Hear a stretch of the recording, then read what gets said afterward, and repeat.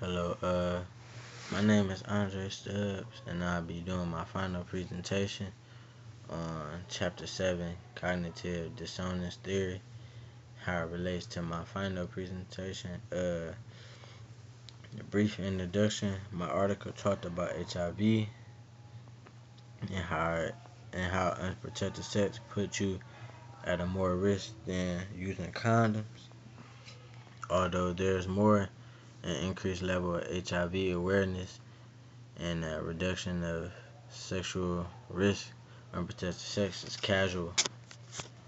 And the key words I was in my presentation, AIDS happens in the final stage of HIV disease that causes severe damage to the immune system.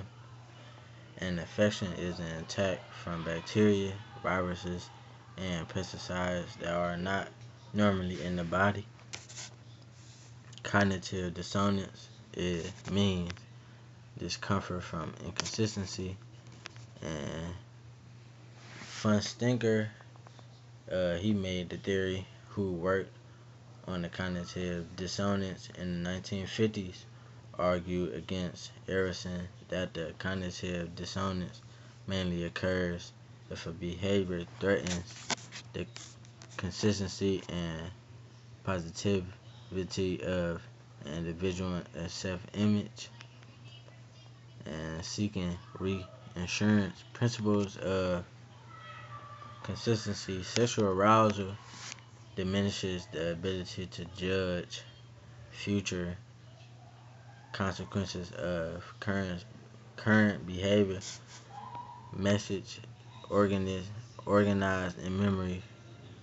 Strong physical arousal makes the present more salientive and reduces the ability to evaluate potential consequences of given behavior. The magnitude importance of issue is very severe because it can affect everyone. Sex is a worldwide activity and everyone participates in it. If individuals with no previous exposure to HIV risk, the new information is included in the long term as self-control. I guess that would be virgins, as they wouldn't be exposed to HIV because they haven't been exposed to any sexual disease, and they have made their mind up to what decision they want to do. Coping with dissonance. Strong emotions such as anger, fear, or love sometimes make us do things that are later regretted. Like if we love someone, we wouldn't really think about using a condom. We would really go unprotected because we love someone. And like regret can make you do a lot of things, like having sex with people you don't have an emotional connection with. But to make someone angry, you're not thinking of the consequences of this action may cause. And adding consonants, believe people have unprotected sex because they don't think the risk is that high of getting HIV.